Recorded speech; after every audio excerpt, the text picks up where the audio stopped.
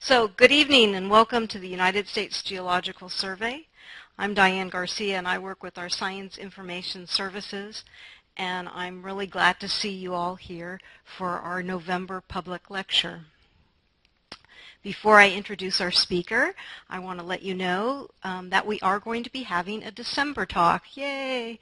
But we had to move it up early in the month so to avoid the winter holidays. So it's going to be a talk on the 2015 Nepal earthquake, and it's going to be on Thursday, December 10th. I hope you all can be here for that. If you haven't already, there are flyers on the back table, and you might want to grab one as a reminder so that you can be here then.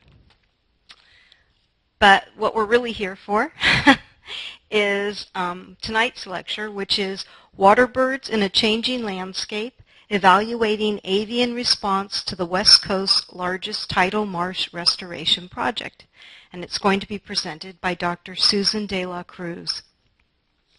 And a little bit about Susan. Susan received her master's in wildlife and fisheries sciences from Texas A&M University and a PhD from the University of California at Davis in ecology. Susan has over 20 years of wildlife research experience in the San Francisco Bay Delta and along the Pacific and Central Flyways.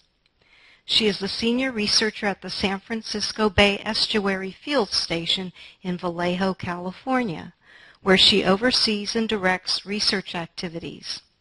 Susan works with federal, state, university, nonprofit, and local partners. Susan's research interests include foraging and migration ecology, winter habitat use, contaminant and climate change effects on nearshore avian species. She conducts mainly applied research to assist managers tasked with conserving waterbirds on public lands. So the USGS Public Lecture Series is very pleased to bring you a program this evening about migratory birds and marsh restoration. I always ask that you please hold any of your questions till the end of the talk. And now let's please give a really warm welcome to Susan de la Cruz.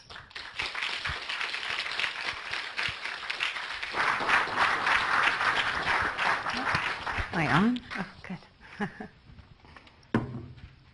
Thank you. Thanks, Diane, for that really nice introduction, and thank you all for coming. I'm happy to be here tonight to talk with you a little bit about some of the work that we've been doing to evaluate how wintering waterbirds are responding to the South Bay Salt Pond Restoration Project. And I'm sure you all are familiar with the salt ponds that ring the south end of the bay. You probably drive past them every day or fly in over them occasionally when you come into the airport. But they are part of the West Coast's largest tidal marsh restoration project. And so there's a lot of research associated with this project, and we're just one little piece of it that I'm going to be talking about tonight. So before I start talking about birds, I wanted to explain a little bit about our office and who we are, what we do. So you are here down at the Western Regional Headquarters for USGS in Menlo Park, but we are not there. We are actually up here on the old defunct Mare Island Naval Base, where we have a small field station.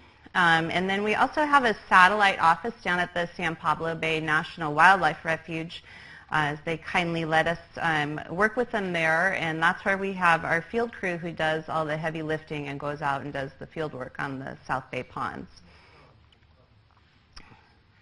A little bit about the programs that we run out of our office. My background's in migratory bird ecology and also food webs and foraging ecology. We have Dr. Karen Thorne at the station too, and she's a climate change scientist, studies a lot about sea level rise and how that affects wetlands. We do some work on endangered species and helping managers to understand conservation measures. And then we have a lot of folks working on restoration ecology. And we are part of the Western Ecological Research Center. So this is a center that's scattered across California and Nevada in small field stations, and that allows us to be very close and central with the species and habitats that we work on. But our headquarters are actually in Sacramento. They're on the, let's see if I can get this mouse going here. They're right here on the Sac State campus. So that just moved me along to my next slide where, anyway, that's what we all want to talk about are the birds. Despite our very urban estuary, San Francisco Bay Delta is really a critical place for migratory birds. We're actually a hub along the Pacific Flyway, and the Pacific Flyway is kind of like the highway for birds. That's the route that these birds take from their northern nesting areas down to their southern wintering areas. And you can see here, someone asked me in the last talk what all these little dots are. And they're supposed to be different migratory routes converging in San Francisco Bay. But I think that's probably a little bit hard to tell. So anyway, because we have so many birds wintering here, we're part of the Western Hemisphere Shorebird Reserve Network. We get over 1 million shorebirds that rely on our resources during winter and migration every year. We're also a key waterfowl wintering area. I also want to point out that some of my favorite species, diving ducks, we get about 40 to 50% of some of these species wintering here, 40 to 50% of those in the flyway wintering here every year. And while they're here, although what the birds want to do is eat. That's job number one, because when you're wintering, you want to put on enough fat and stores to be the first one to leave and migrate to your breeding area, so you can be one of the first ones to reproduce, because that's how you're most successful. So winter is all about eating, and while the birds are here, a lot of the species that we're going to talk about tonight are consuming benthic invertebrates, or things like clams and mussels, small crabs, and this isopod, which is kind of like the roly-poly in your garden, but not, because it's underwater and in the sediment, and things like these polychaete worms. And when they're here, they're using a mosaic of habitats that they rely on to get this food, including intertidal mudflats, like the broad expanses of mudflats in San Pablo and in the South Bay. They're using subtidal habitats or deeper water habitats, and they're using managed pond habitats. And some of the main ones we have in the bay are the South Bay salt ponds, but there's also managed ponds up in the Napa-Sonoma Marsh region and in the Sassoon Marsh region. So I think we're all aware that the bay does not look anything like it did 150 years ago. So this is a map showing some of the habitats of the bay back then. And you can see that we were ringed by tidal marsh, tidal wetlands. We also had pretty broad expanses, at least in the South Bay, of tidal flats. And what this map doesn't show is that the Central Valley was also a vast area where waterbirds and shorebirds could use habitat and forage and rest during winter.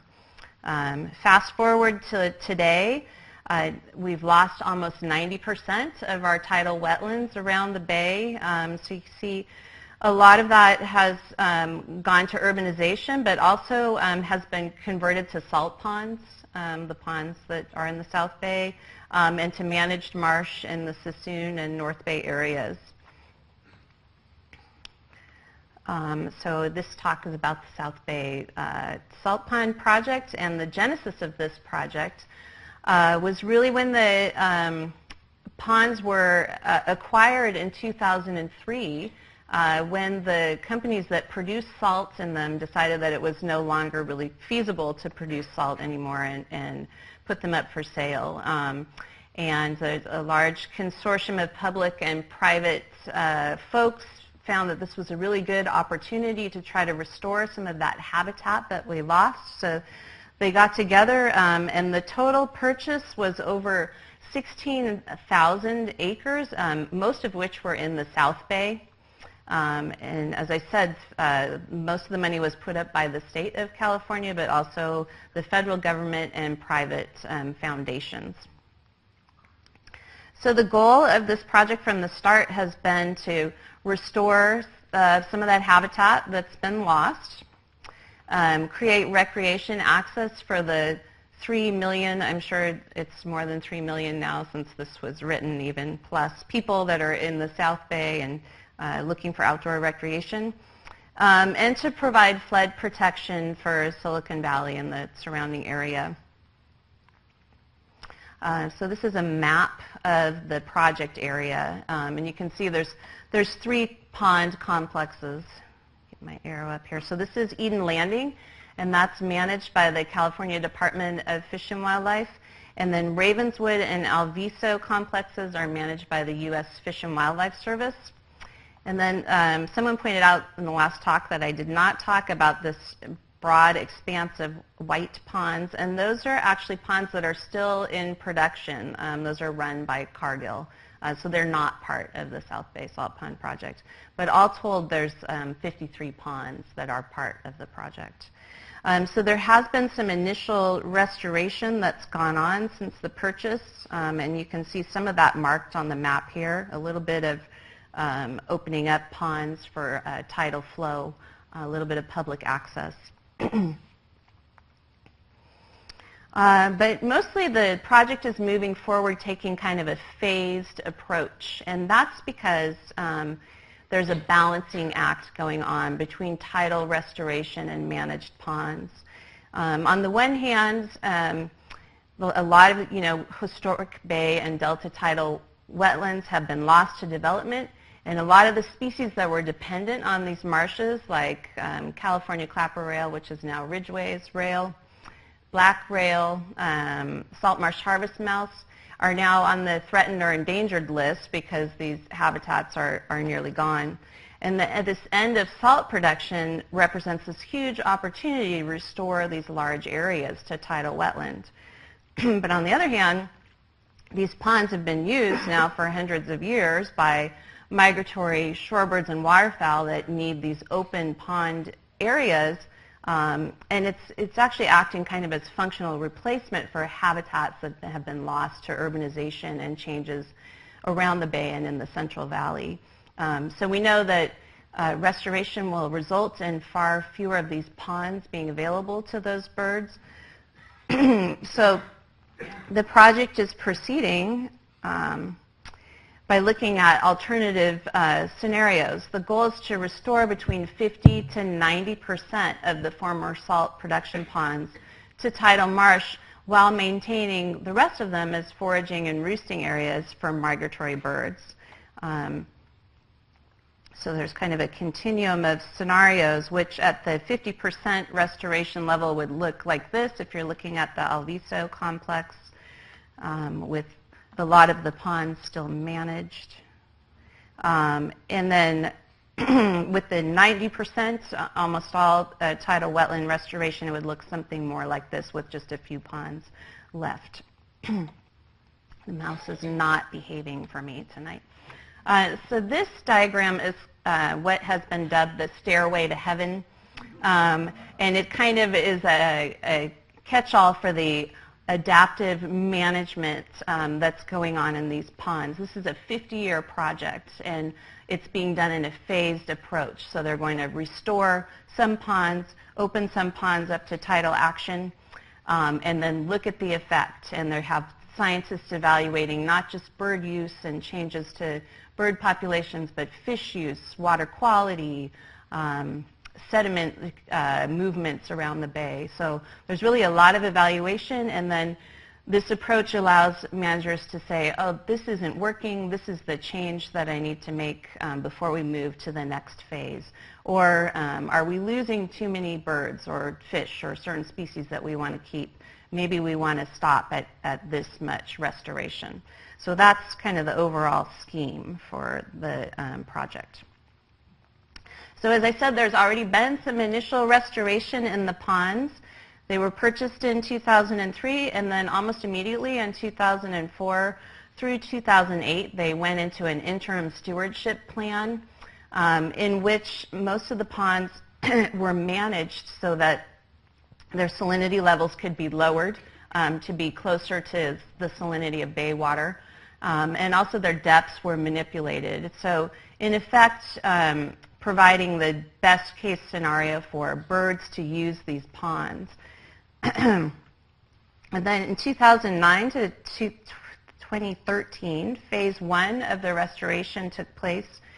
And during that phase, about 10% of the current project area was breached or open to tidal flow to start the wetland restoration process. So you can see these ponds in pink are those that were breached in the phase 1 approach.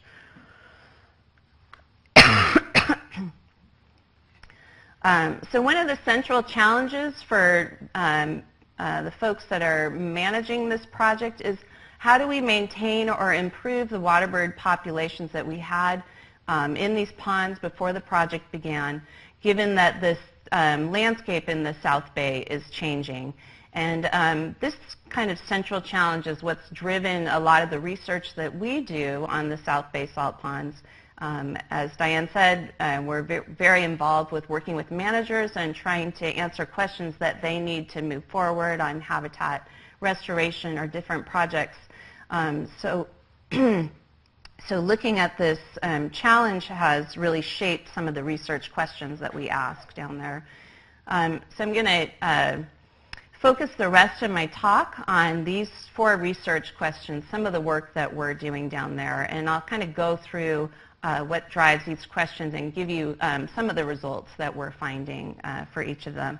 So the first one is just very basic. Has avian abundance changed after these initial restoration actions that have been taken? The second one is how can we figure out what habitat features are important to different avian guilds or species in the ponds, because knowing what habitat features are important will enable managers to manage certain ponds certain ways to attract more birds. And the third are how are birds responding to some initial efforts to enhance managed ponds. We know we're going to be losing tidal wetland. What we want to do with the remaining ponds is to optimize them so that we can maximize the number of birds that can use them.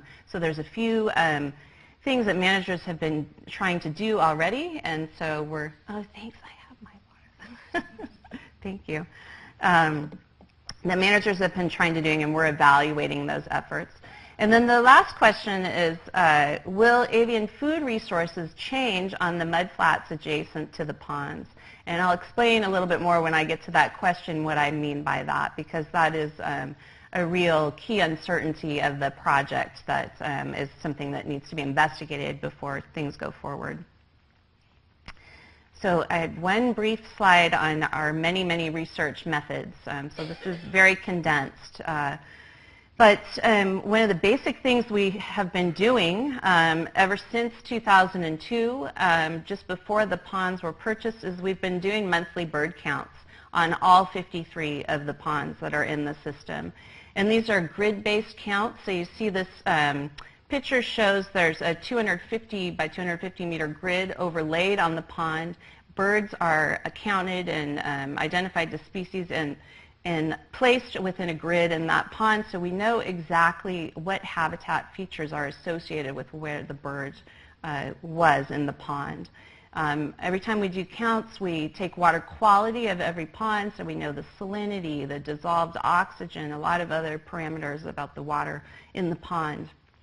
We've also done bathymetry to measure the pond bottom so that we can understand what the real pond depth is of each of these ponds. We're looking at food resources in a number of the ponds to understand what invertebrates colonize those ponds. And we're also using stable isotopes to understand what birds are eating in the ponds. And then lastly, we're doing a lot of modeling with these data that we've collected. And tonight I'll talk just about some of the modeling we've done just to look at basic bird trends, but also to look at those relationships of birds to their habitats.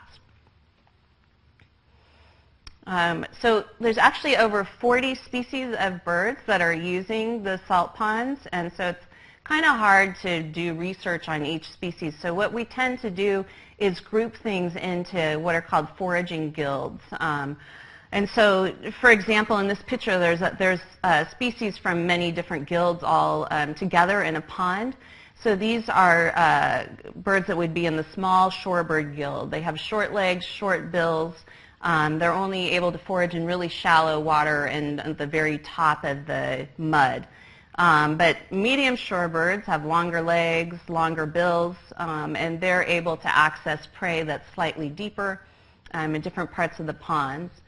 Then dabbling ducks, like these northern pintails and northern shovelers, are ducks that forage along the surface. And if you've ever seen that when you're out looking at waterfowl, they forage right along the surface of the pond, not necessarily going down in the mud and burrowing in there. But diving ducks, like this ruddy duck, are species that dive down in the water and burrow in the sediments for some of those invertebrates that I was showing you. So those 4 guilds, there are others, but those 4 encompass most of the birds that are using the salt ponds. And those are the ones I'm going to focus on tonight just to make things a little more succinct and easy. So the first question, has avian abundance changed after initial restoration actions? Well, the short answer is yes, and in a good way. This is total number of wintering birds. So these dots represent total count in the ponds in 3 months. We're looking at the 3 highest bird abundance months in winter, which are December, January, and February. And then this is across time, starting in 2002 and going through 2014. So you can see when we started doing counts, we were down about 100,000 birds using the 53 ponds in the complex. But over time, those numbers have increased, have almost doubled to over 200,000. It wasn't a linear trend, but the outcome has been that the numbers of birds have gone way up. So you remember that the initial stewardship period happened during this time period, around 2004 to 2008, excuse me. And that's where we do see an initial response to that lowering of salinities and manipulation of water depths in the ponds. There was a drop-off at some point in that period, but during phase 2, we've seen increases in waterbird abundance. And now just looking at this by guild, you see diving ducks showing that same trend that we saw with the overall number of birds. Dabbling ducks, on the other hand, really responded to the decline in salinity in the ponds, and their numbers went way up automatically, but then they've since kind of leveled off. Shorebirds, again, we're seeing that kind of dip in the trend, but again, the same trends for all 4 of these guilds. Each of them has increased. So that's just the absolute numbers. This is a look at the distribution of birds in the pond complex. This is for small shorebirds only. So you can see in 2002, shorebirds were restricted to just a few ponds that probably had the right depth for them, particularly in the Ravenswood complex was pretty high densities of shorebirds. 2006, we had the interim management, and you can see that more habitat opened up for these shorebirds. They were able to move into different ponds in the complex.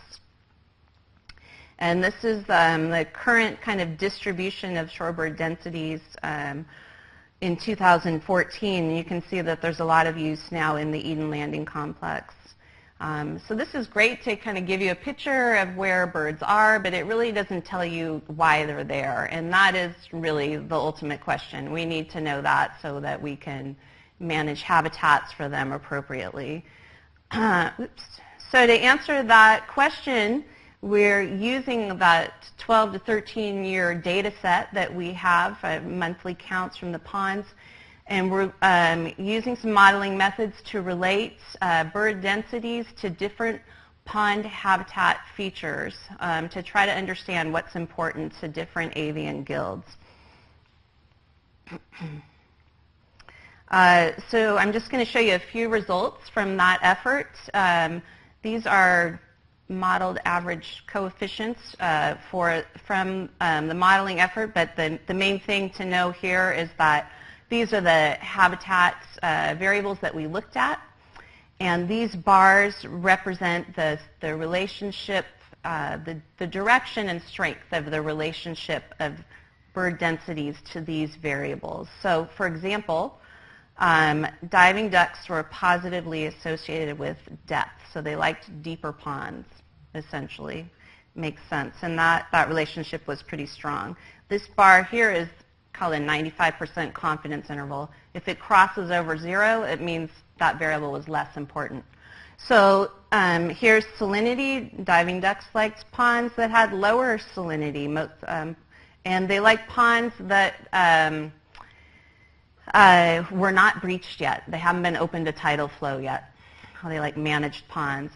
This here is they liked ponds that were closer to the bay. So ponds of the shortest distance to the bay had the highest densities of diving ducks. They liked larger ponds, ponds that had island features. Some of these other parameters not so important. The bottom topography of the pond, the distance to urban areas, and surprisingly, since they're a hunted species, the levee being open to hunting was not a factor that drove the density of these birds.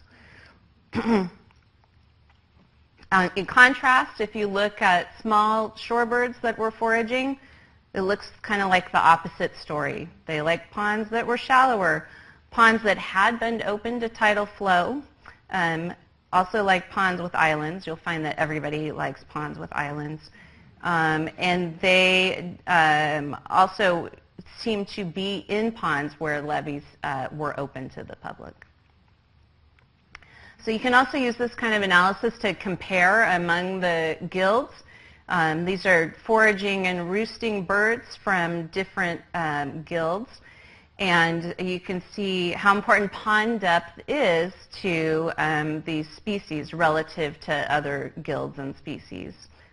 So very important for foraging shorebirds, of course. They want to have very shallow ponds. Also important for roosting shorebirds. Pond salinity, everybody seems to like a much lower salinity pond, which is probably why we're seeing a bump up in the number of birds as we lower the salinity, although that was not true for foraging or roosting shorebirds. So the third thing I want to talk about is how birds are responding to our efforts to enhance or optimize managed ponds. So we know that we're going to lose tidal wetlands, and we're going to have a smaller area of open water and ponds, and the idea behind this is that managers want to increase the carrying capacity of those ponds and get as many birds in there as they can to provide habitat so we don't lose numbers or diversity of birds. So there's a few methods that have been tried. One are islands. So these are islands in pond SF2, which is actually just on the southwest side of the Dumbarton Bridge. So as you're crossing the Dumbarton Bridge, you look to the south, and you can see this pond, and you can see Facebook in the background. So it's a neighbor with Facebook. And what they've done here is they've created this series of, I think, 31 islands, and they're called the Pac-Man and Ghosts. So these long islands with the little jagged edges are the ghosts, and then these round ones with kind of a bite out of them are the Pac-Mans. And the idea is here that you are providing all these different features like The jagged edges are shallow so that short-legged shorebirds will want to forage along these edges. There are also kind of predator-free areas for roosting or resting birds and for nesting birds. So it's kind of a dual-purpose thing here. So we studied islands with several groups, actually groups that were studying nesting birds. We're only looking at wintering birds to try to understand the value of these islands. And I'm just going to quickly show you a few results from what we found. We found that about 15% of birds that were in the ponds were using islands as roost sites, that all the bird guilds that we looked at were positively associated with the presence of islands in the ponds. Everybody likes islands, but I'll bet for like different reasons they like these islands. And that the number of ponds the number of islands in a pond doesn't make it better. It's actually that fewer larger islands are benefiting the most birds, both wintering birds and nesting birds preferred to have islands, fewer islands of more area. So another way in which managers are looking to optimize ponds is by this kind of highly engineered approach to creating ponds that are of a certain salinity so that they can attract certain prey species for different birds in a small area. So this is pond E12, E13 in the Eden Landing Complex. And this pond is a series of 6 small cells. There's 2 replicates of low salinity cells, medium salinity cells, and high salinity cells. And they have all these features like very shallow foraging berms to attract shorebirds, nesting islands to attract nesting birds, and then channels of deeper area to allow flow through the islands. So we're looking at this pond to try to understand how birds are using them and what the benefit is, and if they're actually establishing prey resources for different taxa of birds. This is an ongoing project. We have the first year of data back, and I'm just going to show you really quickly some of those data. So they started ramping up these ponds in January, but we didn't see differences in the salinity that they were trying to achieve until about March.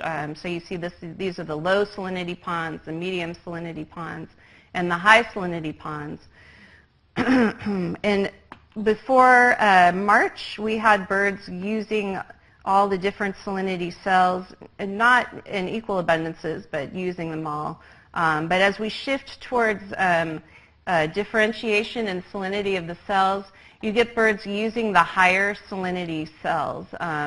And these are small shorebirds, and that also corresponds with the invertebrate densities that we found in those ponds were much higher than the others.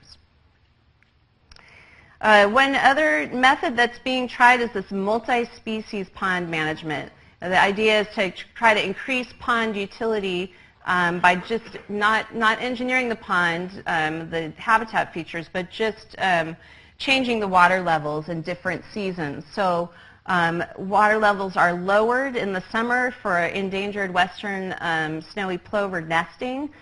So there's no water on the pan of the pond, but there's these borrow ditches along the edges of the pond that are still filled with water. And then in the winter, they're raising the pond level to allow diving ducks to come in and forage in these ponds. And the hope is by keeping water in these borrow ditches, we're maintaining prey resources there that can then go and colonize the pond, and these birds will be able to forage on them during the winter.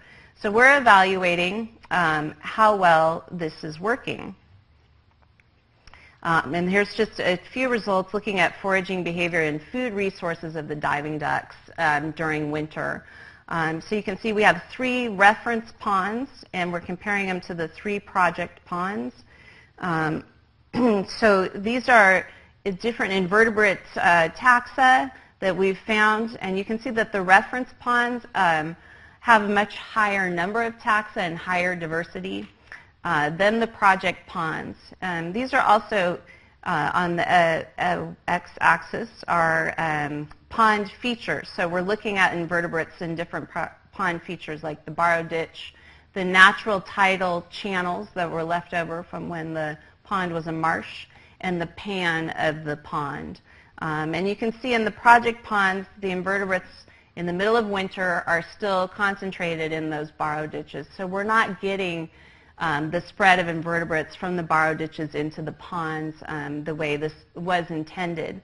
We're also seeing that the birds are coming to the ponds and using them for resting, but that they're not foraging very much in the ponds, probably because there's not a lot of food. So you can see that the pond was mostly used for resting. About 52% of birds were resting, whereas only 8% were diving for foraging. Okay, so the last question that we're looking at, will avian food resources change in mudflats adjacent to ponds? And we know that the mudflats in the South Bay right next to the ponds are very important. This long line is a bunch of small shorebirds foraging in the mudflats. But there's concern that some of these mudflats could be affected by the restoration that's going on next to them. And that's because sediment supply and marsh restoration are closely linked. A lot of these ponds are subsided below mid-tide level, so they're going to require sediment input to get them up to tidal level and allow for marsh plants to grow on them. And for a lot of reasons, there's a lack of sediment flow to the South Bay. Usually sediment comes in from rivers and also is tidally driven from the North Bay. But those dynamics are highly variable. And also the ponds will create a high sediment demand where they'll be pulling in sediments from the mudflats. So for both of these reasons, there is a potential for us to lose the valuable mudflat habitat in the South Bay. And so that's one of the uncertainties of the project and something that we're looking at along with several other investigators. So we know that, let me back up here. I wanted to explain that this picture shows how they actually begin the process of tidal marsh restoration. These are breaching of the levees in the ponds, and that allows for flow and exchange with the bay, so water and sediment going in and out. So we do know that this is working, that there seems to be enough sediment supply for the ponds that have already been breached. This is A21, so it's the first pond that was breached in the South Bay Salt Pond project. And this is a picture of it in April 2008, just about around when it was breached. And then by September 2009, it's already starting to show vegetation. And this is what the pond looks like today. Only 6 years later, it's very vegetated. And this past summer, the U.S. Fish and Wildlife Service found their first ridgeways rail in the pond and also the first salt marsh harvest mouse. So that's great. There seems to be sediment going into this marsh, allowing that restoration to occur. But as I said, we don't know how this is going to affect mudflat habitat in the long term. There's a lot of ponds, and so that means that there's a lot of sediment needed. Around the ponds, there's about 2,000 acres of mudflat habitat. So we're working with several other USGS investigators to try to understand how this mudflat habitat is going to change over time. And you can do that using pretty intensive bathymetry methods where you go out in a boat and measure the topography of the bay floor. But we'd also like to be doing that more frequently in a cheaper manner. And so we're investigating ways to do that using satellite imagery to try to ground truth that. But to really understand what this means to birds, to lose this mudflat resource, we have to understand how important it is to them and how much they're using it in comparison to ponds. So I'm just going to highlight a couple of studies that we're doing in relationship to that. This is one that was done by a graduate student in our shop a few years ago to estimate energy requirements relative to how much food is available to small shorebirds on the South Bay mudflats. Basically, what is the carrying capacity of these mudflats for these birds? And this involved very intensive sampling of invertebrates and birds every month. But what she found was that prey resources were sufficient for the number of sandpipers that we get using the mudflats from September through March. But then during spring migration, when all the wintering birds have been here and depleted prey resources, and we get this huge pulse of migrating birds coming in and needing to forage on those mudflats, they were only providing about 31% of the energy that was needed by the birds that were there. So that brings to question, what are these birds eating in spring? And then we have an analogous carrying capacity study where we looked at what the birds were eating in the ponds and how many birds were being supported there. And what we found is that birds really do seem to be using the ponds in spring to try to boost their the energy that they're getting in the system before they migrate on. Another potential prey resource that these birds might be using that we're trying to figure out right now is biofilm. And biofilm is that kind of icky sludge that you see on the top of a mudflat if you look at it at low tide. And what it is this kind of thin layer of all kinds of diatoms, bacteria, and algae, and they're all held together by kind of this ooze that they excrete. So it's actually really important for holding the mudflat together, but that's another story. But what we're finding is that some of the really small shorebirds, like western sandpiper, which is the most abundant small shorebird that we get in the system and actually along the Pacific Flyway, is actually making use of this in their diet. And they have this very specialized tongue that, I don't know if you can see, that has all these little splines along the tongue, and that's used to slurp up the biofilm. And so here, oops, I want to show, this is a movie of a sandpiper slurping. So see if you can, oh, come on. So that's what slurping looks like. And it's different from foraging for an invertebrate where they actually probe in the mud and eat you actually see something come up as an invertebrate. So that's how you know they're slurping, because they're making that kind of swallowing look. So one of the ways that we're looking at how important biofilm is in shorebird diets is by looking at stable isotopes. So we're taking blood samples from little western sandpipers, and then we're analyzing carbon and nitrogen in their blood to try to tell us about what they're eating and where they're eating it. So these are some results from that work, and basically these are all the different prey items that they could be eating, and this is biofilm, and that's the proportion of the diet that these prey items make up. So you can see what we found in San Francisco Bay is that biofilm seems to make up a slightly larger proportion of diet for juvenile birds than it does for adults, particularly adult females. So what we're currently trying to evaluate is how important it is seasonally. Are these birds really using it as an augmenting prey source during the spring when the invertebrates that they rely on are much lower in density? Okay, last project that I'm going to talk about related to the mudflats is the effect of sea level rise and changing sediment supply on avian foraging habitat. So the question really is, will foraging habitat change as a result of the sea level rise that's predicted for the bay and this potential to changing sediment supply in the South Bay? So here we're working with some of the geomorphologists out of USGS and some folks that are modeling sediment in the North and South Bay and freshwater flow actually out of Holland. And basically, they're doing the modeling to look at how the profile of the mudflat will change under these different scenarios of sediment and sea level rise.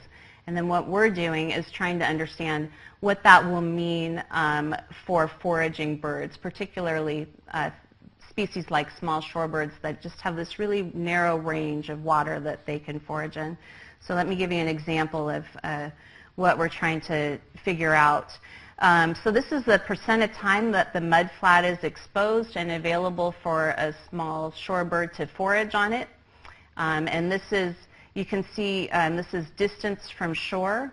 So as you move out from shore farther and farther, the percent of time that that habitat's available for foraging is less.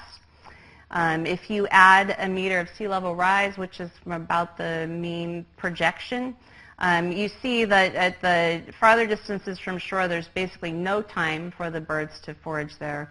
And they're only really available, there's only really, areas that are very close to shore available for them to forage. So this represents a huge decrease in the amount of foraging area available. Now with this modeling, we'll be adding in sediment predictions for this and trying to really understand how the combination of sediment and sea level rise changes will influence these foraging areas.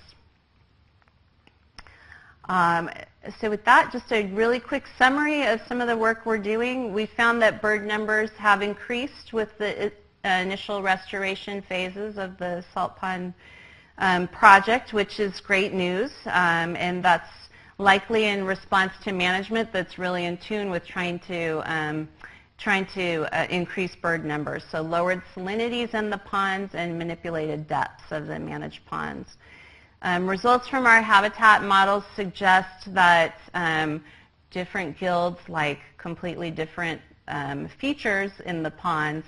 So that indicates that we probably are going to need a suite of management methods across multiple ponds in order to maintain species diversity, if that's the goal of the project. We know that continued efforts to enhance the performance of managed ponds is going to be imperative if we want to maintain migratory bird numbers as we transition into having more tidal marsh habitat. And finally, we're just really starting to understand how food resources in the mudflats might be impacted by the restoration, but also by the specter of sea level rise. So that's it, and I do want to acknowledge the many, many people that have worked on this project over the years, and the agencies that we work with, and our funders and collaborators. Thank you, Susan.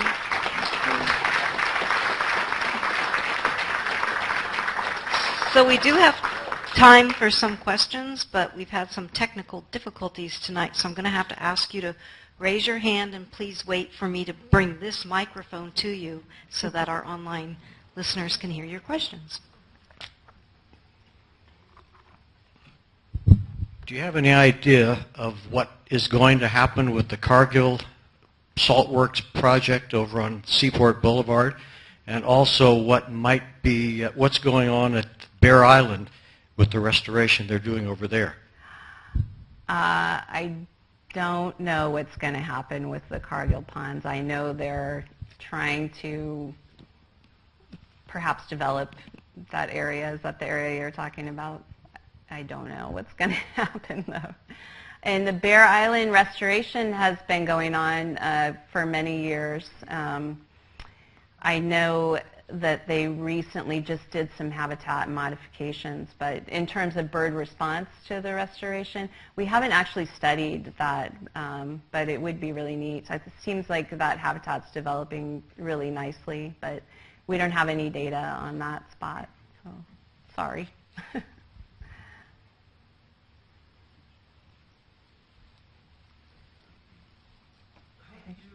Determine the juvenile western sandpiper Excuse me, sir. entity as opposed to the adult food use. Sure. everybody could hear that. But But it's just a question about the juvenile. how did you determine the age of the juveniles? How do you determine the age of the birds? It's just by using plumage characteristics.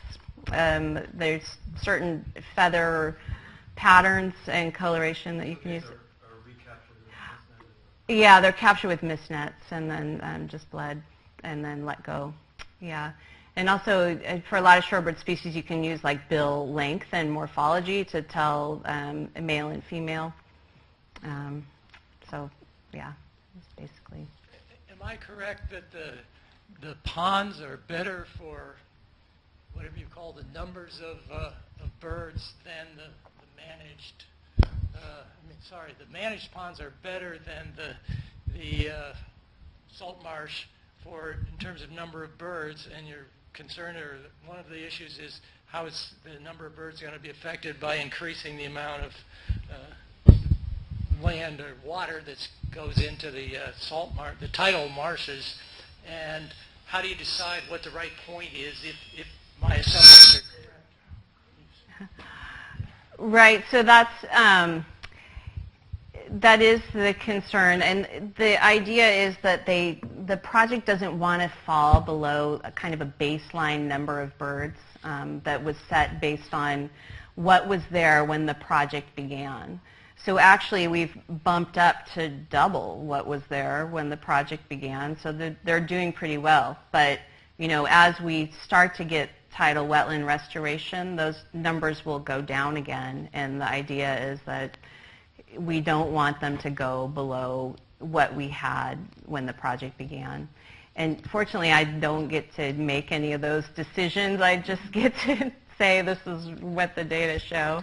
But that's something that the larger, salt pond program will decide. And really, it's a big consortium of agencies and stakeholders that are involved in making all these decisions. And then it's just fed by the various scientists that are studying various processes that go on in the ponds. So. Okay, I have two questions.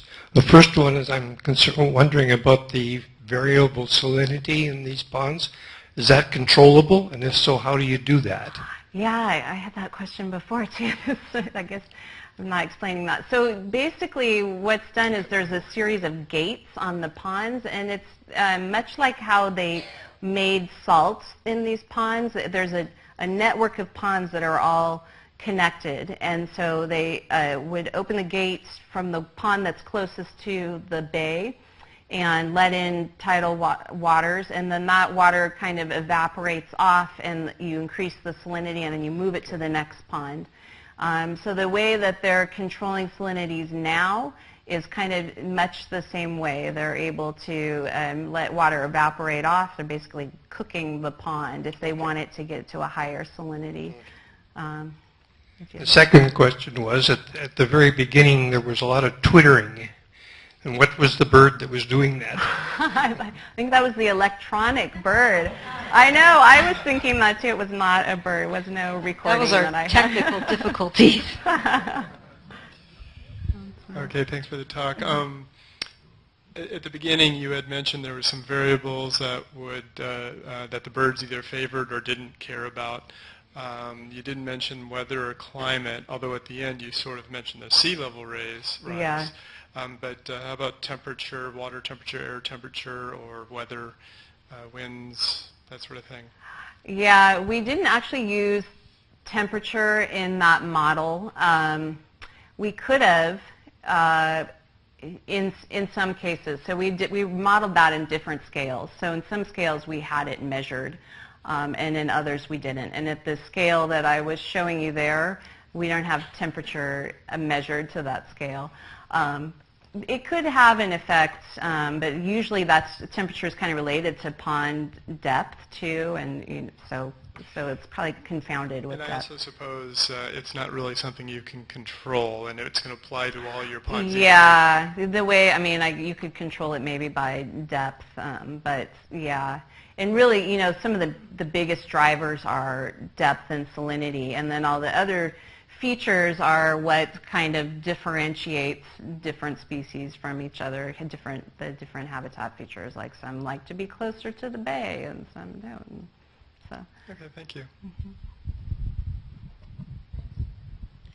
I'd like to know if there's any seeding of the invertebrates or plans for it. No, but that certainly could be done. I mean, there's aquaculture techniques where you seed for clams and stuff in the mudflats. No, right now the plan is all through manipulation of salinity, which is kind of one of the big drivers of invertebrate assemblages. So, yeah. But if you feed them more, there'll be more coming. Yeah, it's not a bad idea, I know, to bring that up.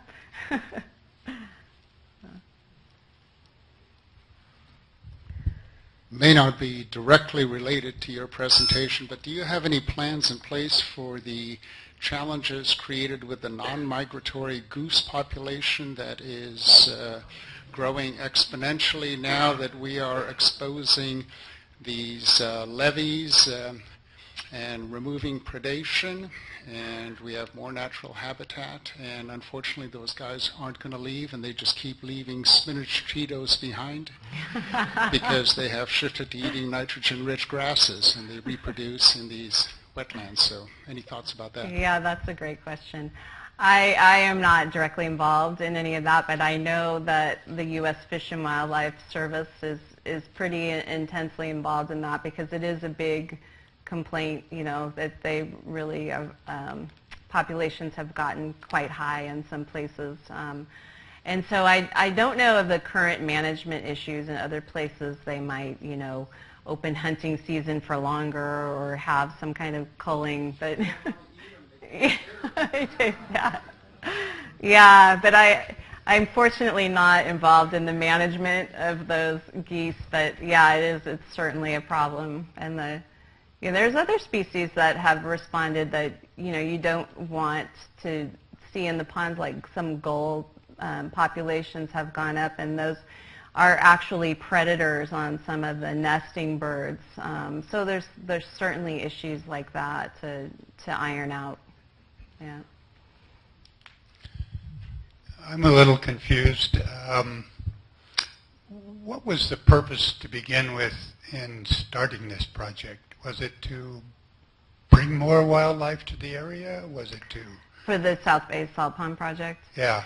Yeah, so the purpose when they purchased the ponds was to restore habitat, to restore as much tidal wetland as they could without losing the birds that were there already. And that was one of the objectives, right? Mm-hmm. There was those others that I mentioned, like recreation, but then also flood protection, which will be a big issue, I think, in the future. So. It's confusing to me in that we're doing all these things to that area with the goal to be not to get any worse than we were before, rather than to get better. Yes, yeah. Well, so the species of birds that are in those two habitats are completely different, I guess. So, but yeah.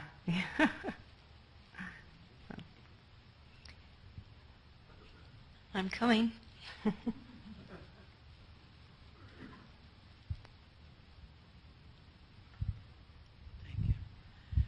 You were talking about different food sources. For these shorebirds, but there are birds that are depending on fish, like the pelicans and the terns and so on. Has anybody studied the fish? Fish-eating birds. Yeah, and we do. I mean, we've done some of this same modeling for fish-eating birds. The reason I focused on these guilds is because they comprise the highest number of birds overall if you looked at, all the species. But yes, there's this kind of work going on where we're just counting the numbers and trying to understand what habitat features are important for them. But there's also a lot of really other cool work going on looking at nesting terns and how we can attract more nesting terns by using social attraction. So actually playing turn sounds and trying to get them to nest on certain islands, or having little turn decoys and they come in and nest to them. And that's work that's being done by one of our USGS field stations, the Dixon Field Station, and the investigator is Josh Ackerman, and he also has some other cool research on the mercury that's accumulated in the prey fish, and that, of course, affects the fish-eating birds. So that's another one of the uncertainties of the project, is that there's a lot of historic legacy mercury in the system, and we're trying to figure out how restoration influences how well different species, how much that mercury is available to the different plants and animals that use the site. So that makes sense. Actually, that reminds me of a question about the mercury. As you're manipulating the various ponds, you're moving sediment around, and the mercury, I guess, has been somewhat isolated in the sediment. So when you're moving it around, does that cause it to disperse? Yeah, that's a very good question, and it is, as I said, it's one of the uncertainties of the project, how moving the sediment around is going to remobilize this legacy mercury, and also methylate it and make it more available to some of the species that use the ponds. But you actually have sitting behind you one of the mercury experts of USGS, and she can tell you a lot more about that.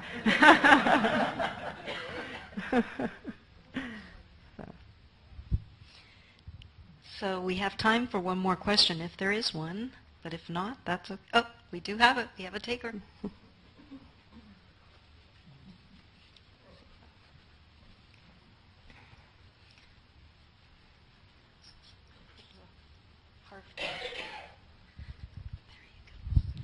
So I'm just curious, when we talk about restoration, what's, for lack of a better word, a 0 point? I mean, do we want to get to what it was like in 1910, 1850?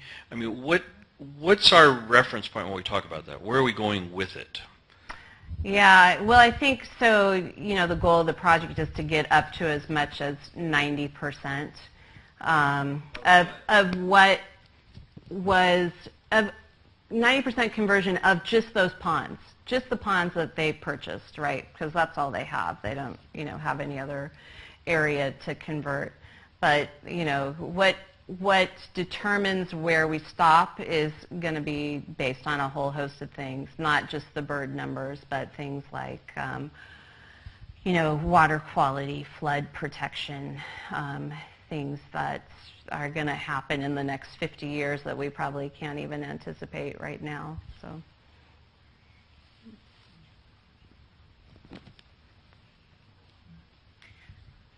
Okay.